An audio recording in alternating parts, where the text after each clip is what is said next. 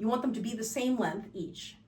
And then if you start the 2 poi in circles in front of you, so just like same direction circles in front of you. Okay, great. So in that direction, what you're doing is clockwise. Your right arm is moving upward. Your left arm is moving downward. And what you're gonna do is you're gonna hit the 2 poi. Okay, first of all, you wanna make them so that if you look at it in front of you, it should be forming sort of a very shallow V where the 2 planes are, right? So one plane is like this and one plane is like this. So you don't want it this wide, but like maybe a more shallow V like this, right? So not side plane like this, like railroad tracks, and not like an A, but like a little bit more shallow. Yes, yes, yes.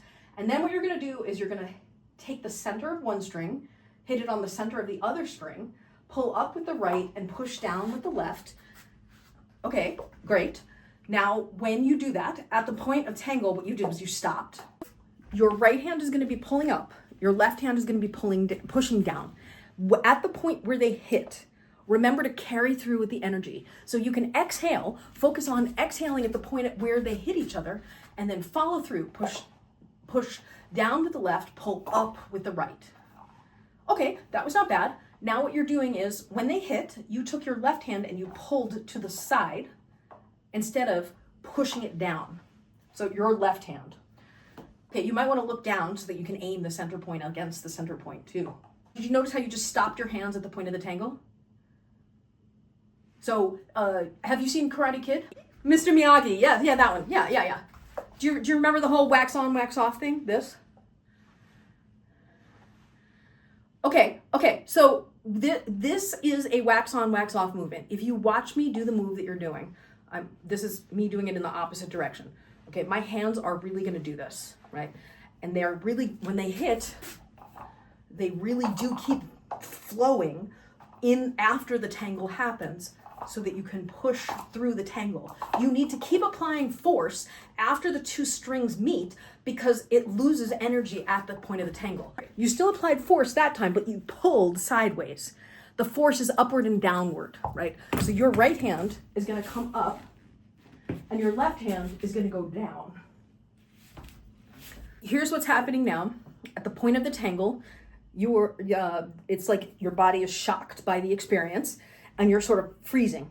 You want to keep going, push through, push through, push through, push through. Split time, you have to be in split time. Okay, now a little bit less tip and a little bit more shaft. Right now, you're tangling. Ideally, what would happen is you would use the center point of the string or the leash to tangle. Right now, you're doing kind of just the tip, just for a second, just to see how it feels. So what's happening is the balls are getting caught on each other. So you're doing it more like this, right? Do you see how close that is to the edge? Like to where the balls are? As opposed to this. See how that's more string? So you have a bigger tangle. So you want to try more on the center of the leash as opposed to just the tip, if that makes sense. Okay, and so your natural inclination when they tangle is to pull this way. Don't. Now I want you to try another thing while you do this because you don't have enough things going on at once. I want you to try and exhale at the point of the tangle. So something like this.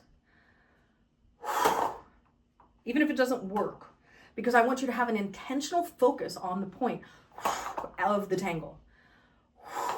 Oh my God, that's 3 in a row popped up. You'd think I didn't know how to do this move.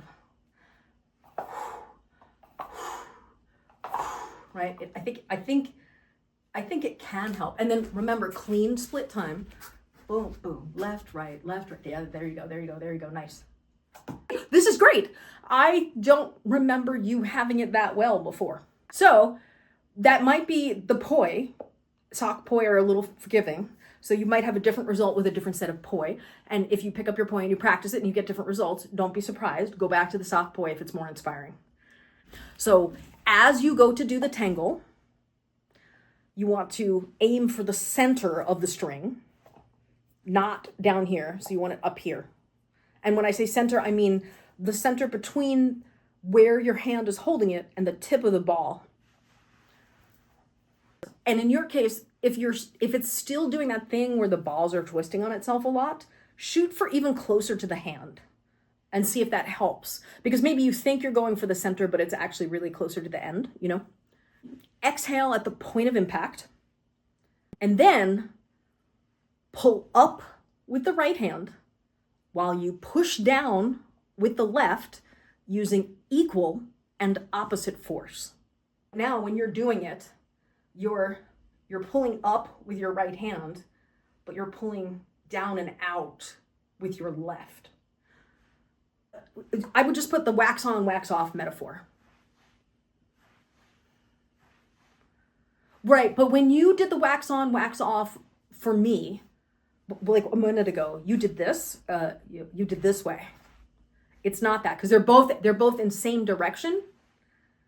Right, so for you, it would be like this. They're both in same direction, clockwise.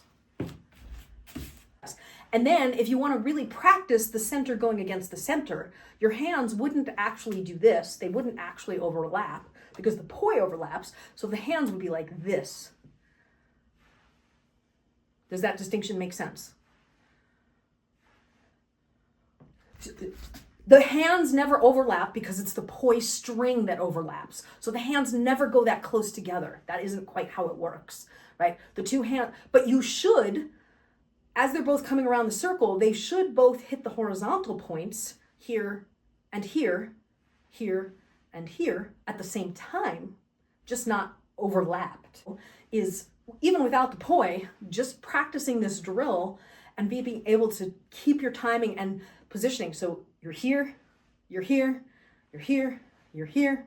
Yes, it's already vastly improved.